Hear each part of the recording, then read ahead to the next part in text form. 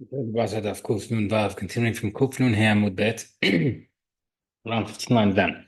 Ashrach Gida Bamnash Lev, I asked the question.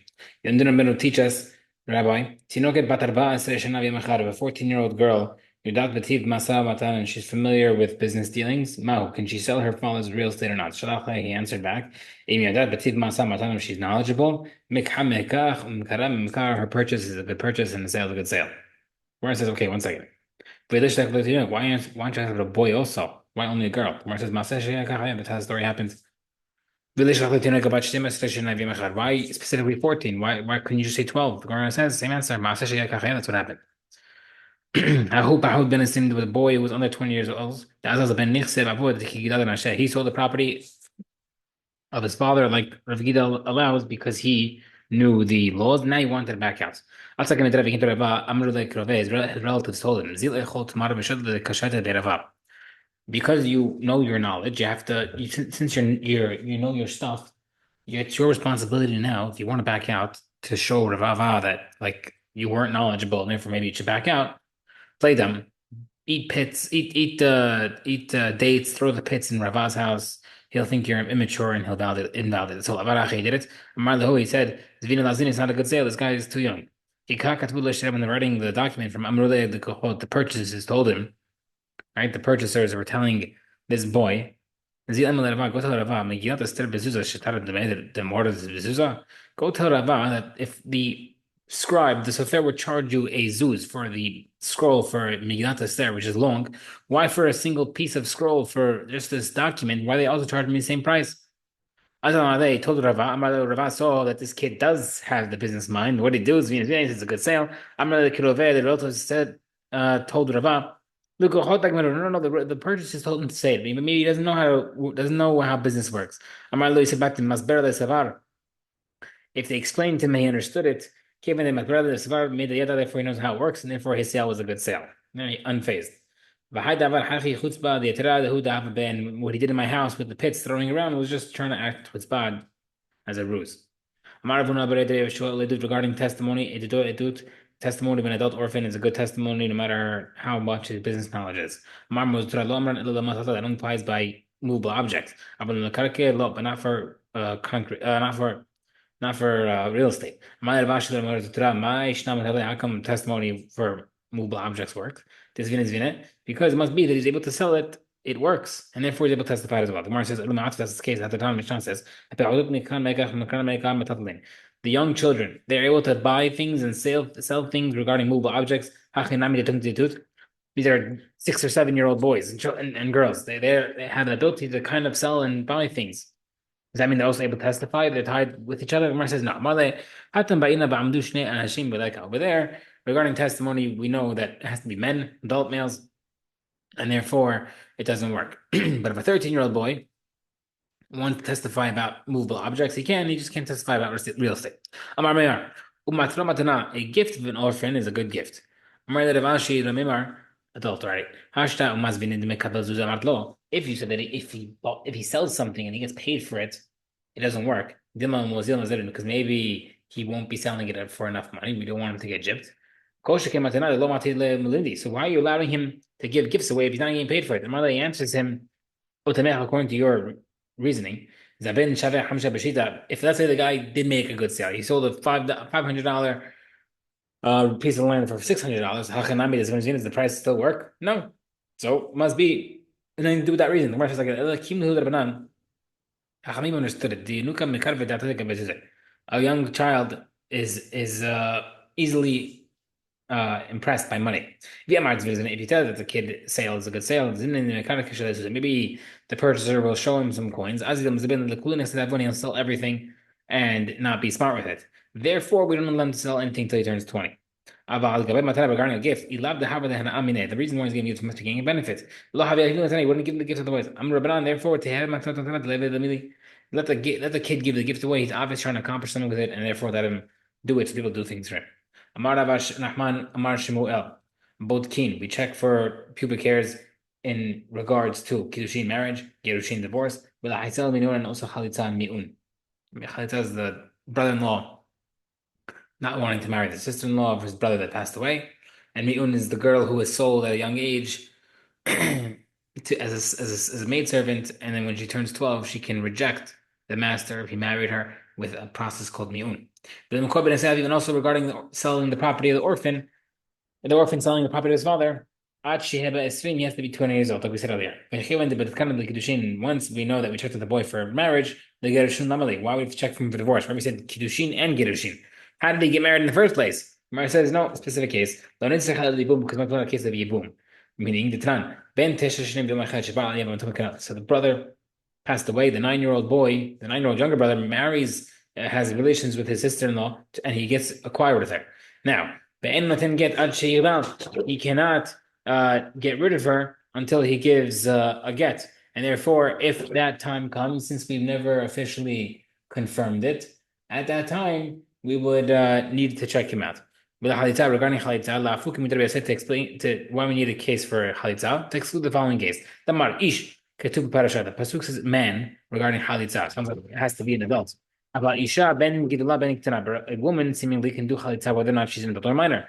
Therefore, the Shmuel is teaching us the Makshini Isha have the same halachot. They both have to be an adult. In order for a woman to do Chalitza, she has to be an adult. The law could be against Rabbi Yossi, who says that she could be a minor.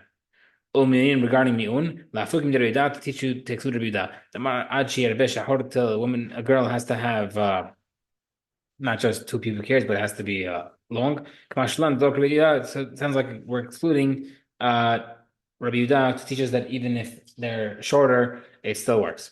Then we said earlier that he can't sell the property until he's 20. Lafukim manda mar ben shmona esrei to exclude the opinion and hold that he could be 18 years old. We are now post second. All the halachot mentioned tonight. The halacha is toch zman kilifnei zman. During the time is treated like before the time, meaning if a person wants to sell something during. So I realize I skipped a few lines earlier, so we're going to just turn back for a moment to Kuf Nun He Amud Bet. Ibai Lehu, they asked the question, Tochsman, when we said 18 or 20 years old to be able to sell something, the father's property, Klif Nezman or Klachazman. The 18th year or the 20th year, depending which opinion do you hold, is that considered part of that year? Like 17 years old in one day, he's in the 18th year. Is that eligible? Or 20th, 20th, 19 in one day, does that count or not? Amar Rav Rahman Tochman is considered beforehand, doesn't count, not good. Rav Rashida Amar Nachman Tochman, it does work. It's considered already good enough. We didn't hear Rav say specific straight up. Rather, we heard it. We learned it from something that happened. There's a guy who was 18 or 20 years old at the time. He was 17 years old plus or 19 years old plus. He went to Rav. He told him, Lo Asaf Lokum doesn't count. Man the person who's watching thought maybe the reason why it doesn't count, seemingly the 18th or 20th year does not count. It's not good enough. But it's not true though. Rabbi was watching this kid, he was immature, and therefore he freed his slave for no reason, wasting money. Therefore, Rabbi said he's not eligible to sell. Now we're jumping back to our daf on Kufnun Bab Amurav before the Mishnah. Or posek on that case, that if the child is 18 is in the 18th year or the 20th year at the time, it's considered like before, and therefore he can't sell. That if the kid knows his stuff, if he's knowledgeable, he can sell. That a boy under 20 can testify about movable objects but not real estate. That a 13-year-old boy who can give away his father's land as a gift because we want him to gain favor. In all the cases regarding Shmuel, that is we check for the hair before marriage, divorce, chalitza, mi'un, and that applies by a boy when he's 13 and a girl when she is 12. Okay, no Mishnah. If someone is distributing property orally, Rabbi Elazar says, Echad bari ve'echad musukan. He's going against everything we just said. Whether he's dying or whether he's healthy does not count. Because real property has to be acquired through money, document, or chazakah, and movable objects can only be acquired through drawing it near, and that's why it doesn't work. Amr lo Chachamim told him, Maaser Ima shel bnei Rachel. There's a story with the mother of the sons of Rachel. Shaita Hula, she was sick. V'amra b'tenuk kivvinati lebiti, give my necklace to my daughter, the brooch. V'hi shnei maser maneh, it was very expensive. V'meta, she died. V'kimu dverei Chachamim said it worked. Amar lehen, Rebbe said, no, no, no, no.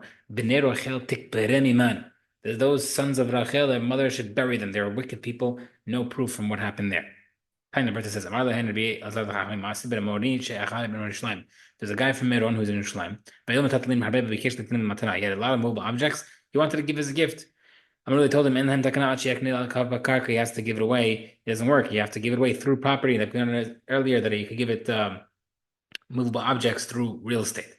Halach, what did he do? He bought a small piece of land next to Yerushalayim. The northern part should go to so and so, and with it, the 100 sheep, 100 kegs. The southern side should go to also someone else. Another 100 sheep and 100 kegs to that guy. Then he died. And it worked. I'm really said to him, Misham Raya must be. So we're trying to see that oral, if he didn't do that, without the real estate, it wouldn't work. The Gemara says, no, over there, it's not a good proof. Misham Raya Meroni Bariyah. That guy was healthy, and that's why he needed to transfer it through Derech Agav, through the land. We said earlier that he cursed the mother. So why is he cursing this lady? They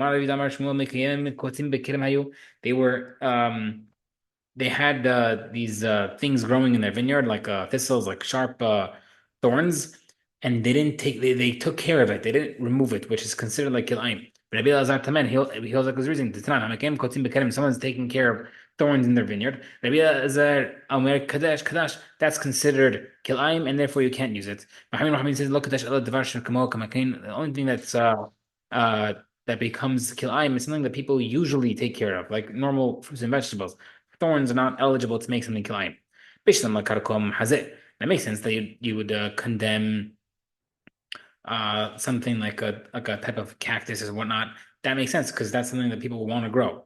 Why would they maintain the thistles for? It says, over there, and where they lived, they used to take care of thistles because they used to feed it to their camels, and that's why it was considered climb, because it was hashub to them. You can do the acquisition of Shechimira even on Shabbat. He can tell you what he wants to give, who he wants to give it to. Don't worry about Elazar that you need a kinyan. We said earlier the same thing. We're worried about the guy becoming distressed that he can't transfer the property. Therefore, we let him do it orally. Not only orally, he will even do it on Shabbat.